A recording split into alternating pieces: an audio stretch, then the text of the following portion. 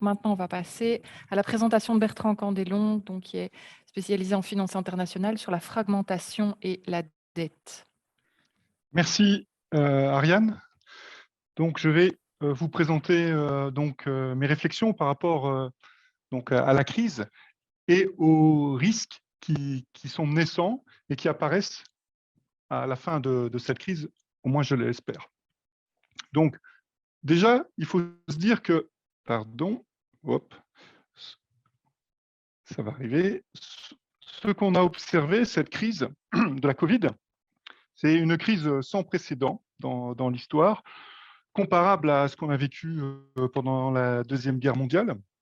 Si on regarde ici le graphique, on voit que la perte d'activité était très importante en 2020, au début 2020, quasiment l'économie mondiale à l'arrêt. Ici, c'est pour les pays européens, avec une baisse en trimestre de presque 20%.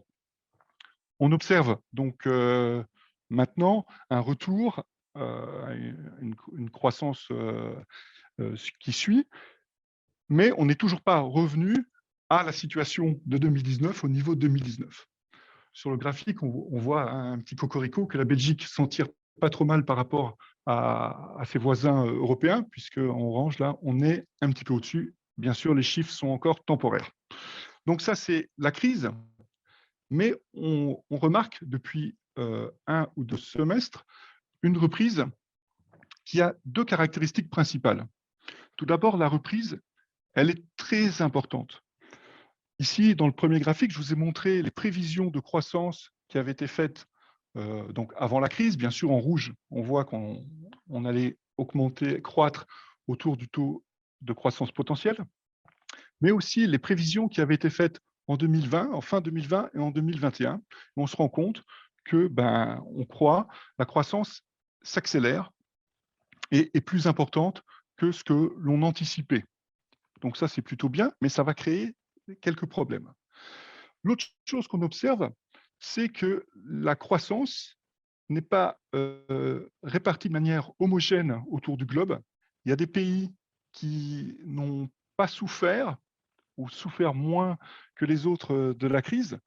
Par exemple, la Chine, hein, qui n'a pas eu de trimestre de décroissance, les États-Unis, alors que de l'autre côté, on voit qu'il y a des pays comme les pays africains ou les pays européens, eux, ont, ont été fortement touchés par cette crise, notamment l'Argentine, parce que c'est un pays déjà fragile et qui basait son développement sur les exportations. Donc, la reprise plus forte que prévu, mais aussi plus hétérogène que prévu. Et ces deux caractéristiques vont mettre à jour de nouveaux risques. Alors, on est dans une période un peu euphorique, hein, on sent que c'est la fin, enfin je l'espère, de l'épidémie. La croissance revient. Donc, je ne veux pas avoir un discours anxiogène, mais je veux simplement lister les problèmes, les risques qui apparaissent, que ce soit sur le long terme et sur le court terme, où je mettrai l'accent, notamment pour l'intégration européenne. Alors, quels sont les risques pour la croissance de long terme? Il y a un papier récent de trois auteurs américains, du FMI, des Nations Unies et de l'INSEAD, Valérie Serra, Fatas et Xuta Xazena, qui ont montré que la crise et la reprise importante avaient trois impacts sur la croissance de long terme. Le premier impact notable, c'est une baisse de l'investissement sur le capital, la technologie et la recherche et développement. C'est ce qu'on observe à chaque fois dans les crises, c'est que les entreprises diminuent leur investissement en recherche et développement pour se focaliser sur leur croissance de court terme. Deuxième chose que l'on observe, que l'impact de la crise et de la reprise naissante est plus important pour les populations les plus fragiles, donc les jeunes et les femmes. Et comme le disait Bruno, ça crée une hétérogénéité, donc une différence sur le marché du travail. Ensuite, dernier point, on se rend compte aussi que l'impact sur l'éducation a été très important. En tant qu'enseignants, tous, on a bien vu, on commence à voir l'impact en tant que parent, on voit aussi l'impact. Juste pour vous donner un exemple, l'année dernière, le Conseil sur la productivité en France a estimé la perte de connaissances en deuxième année primaire pour les Français, les jeunes Français, de presque 20% sur les capacités à lire, écrire, donc en deuxième année primaire. Donc tout ça, ça crée un risque pour la croissance future, et là je parle plus sur du long terme. On sait bien que la croissance d'un pays, ben, c'est la recherche et la technologie, c'est l'investissement capital, mais aussi le capital humain. On se rend compte que peut-être cette crise va générer, comme la crise de 2008, ce qu'on appelle une nouvelle normalité, et je fais référence donc au terme de nouvelle normalité ou secular stagnation de Larry Summers, qui a mis en exergue le fait qu'après la crise financière de 2008, alors qu'on avait une croissance potentielle autour de 3-4%, on s'est retrouvé à 1,5%. Le risque, c'est qu'après cette crise de la Covid et après la reprise, on se retrouve à une croissance qui soit plus faible que celle d'avant, plus faible que 1,5, ce qui causera d'autres problèmes. Donc ça, c'est vraiment les problèmes, les risques que l'on a sur le long terme. On a aussi des risques plus importants peut-être parce que c'est sur le court terme. On voit tout d'abord qu'il y a un retour de l'inflation. Alors en ce moment, c'est le sujet à la mode. Pourquoi? Parce que les plans de soutien et de relance ont été principalement orientés sur la demande, alors que dans le même temps, l'offre était contrainte. Une fois que la relance est partie, eh ben, on a un déséquilibre entre l'offre et la demande, créant de l'inflation. Toute la question est de savoir si, une fois que cette inflation va s'intégrer dans la boucle prix-salaire-prix, elle ne va pas devenir permanente. Dans un article du Washington Post, Larry Summers encore a dit que considérer que l'inflation soit temporaire était plus une posture qu'un argument économique. Donc, problème d'inflation. Le problème, le risque sur lequel je voudrais insister, c'est le risque en termes de titres souverains. Et ça découle d'un papier que j'ai écrit avec deux de mes collègues aussi du DIDAM, Angelo Luisi et Francesco Roccazzella, où on a regardé ce qui se passait sur le marché des titres souverains, donc le financement de la dette publique, simplement. Parce que ce marché, au niveau européen, est très important, parce qu'on a bien vu en 2010 que suite à la crise de 2008, on avait eu une crise de la dette souveraine.